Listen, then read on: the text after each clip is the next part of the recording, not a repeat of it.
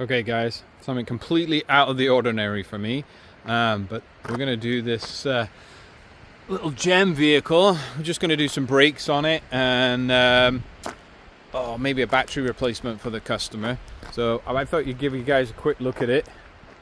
It's the funkiest looking thing I've ever seen. Kind of reminds me of a Nissan. It's kind of like the rear end of a Nissan or something. But yeah, I'm just going to go give this a quick ride and see what one of the customer's concerns is. Talking about a noise while riding, but yeah, pretty basic in here. Speed, we've got a little toggle switch down here, high, low, and reverse. Alright, and then like kind of on and off switches down under here. Yeah, let's go give this thing for a ride. Tell you one thing I did notice just moving it a minute ago, it's like, holy crap. Whoa, hey! Gonna love that electric torque, huh? Straight off the bat. Here we go! But it's like being in a bubble. Backwards view. Yeah, that's a talky little thing. That's pretty fun.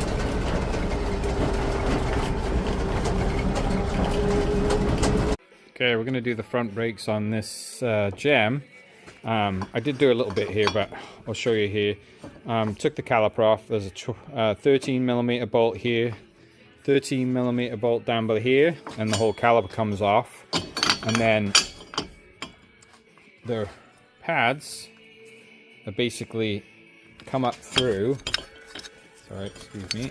One hand today, so they come up through there with a slide pin. Obviously, if you're taking this apart, you'll see there's a little cotter pin here. Pop the cotter pin out, slide the pin out, and then these calipers will just fall out. And then with a pair of pliers or channel locks, you can just kind of push them in gently, both sides. Or you can get a screwdriver inside and kind of push back, and then it'll kind of push one side in and push the other side in. And then you can get the pads out. And then to take the front rotor off, we're going to take this cotter pin out, this nut, and then this whole assembly is coming off. So I'll get to that and then I'll show you. Okay, the center nut, once you've got that cotter pin out, I use an impact to get it off. It's a 24. So that's off, and then the axle will just push back, and then you just slide the whole thing off. There is a spacer there, so pay attention if you've got that. I'll flip this over, and then there's T30s, 4 of them. And then you can just look at your bearings here. Your bearings going in there too, and a seal. Be a good time to do both if you've got it or not. So we're gonna use a impact screwdriver here and get these off. Just spray a little bit of the trusted Freol. Gotta love this stuff. Just spray that. Leave it soak there for a couple of seconds while I get the impact screwdriver on this. Okay, impact screwdriver. That's that one. That one. There you go.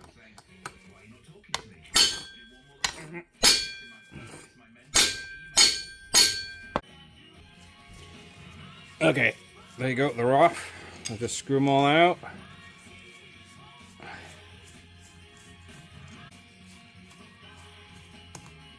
Real simple, off it comes. New one on.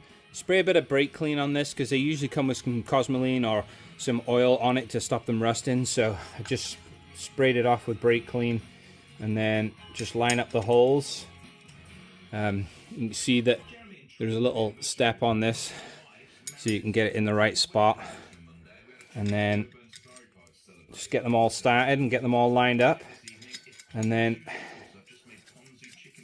give them a do this real quick. Down we go.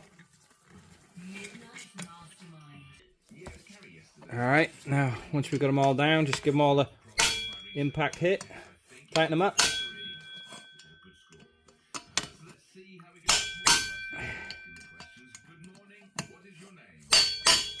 Alright, and that's them back together. Don't worry if that falls out. Just pop it back in. Put the spacer back on. Alright, then we get this back on. Line up the threads on the axle. Slide it back in. Just back in. 24mm nut. Back on. Impact.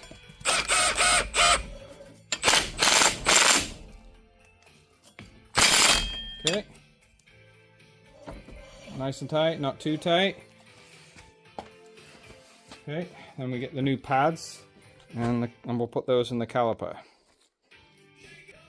Okay, we're going to put the pads back in here. So, there we go. Make sure the whole face is in. Drop that one in. I'll show you this. So, I like to just put a bit of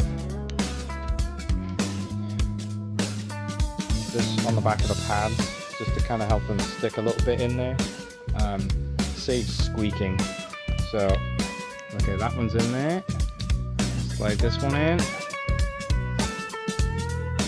Okay. Okay, so they're both in there right now.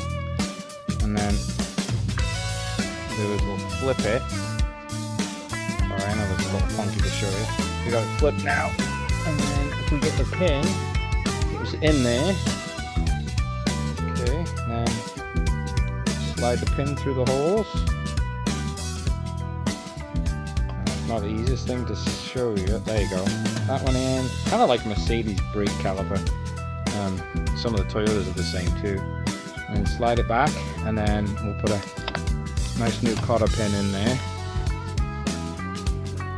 Yeah, I'll put a nice new cotter pin in here.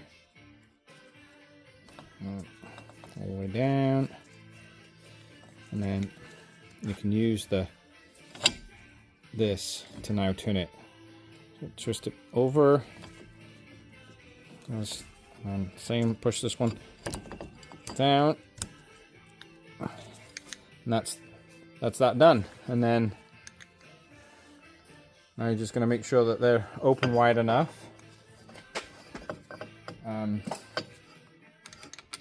Just use a little screwdriver myself just to kind of get them in seated in the right place, so you can then slide it on and then put the two 12mm in.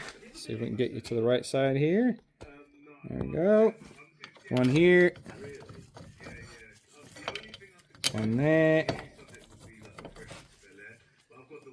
Tighten those puppies up. 13mm.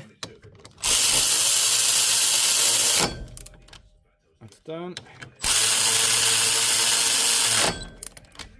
That's done. And then the only other thing I'd say not to forget is put a new cotter pin in here as well. And then that's pretty much it. You're done. Just rinse and repeat for the other side, and then put your wheel back on after you put your cotter pin in, and simple as that. These are really pretty basic, almost like a motorcycle brake really. So hope you guys like. If you do, please like and subscribe. Any questions, hit me up in the comments. Thanks guys.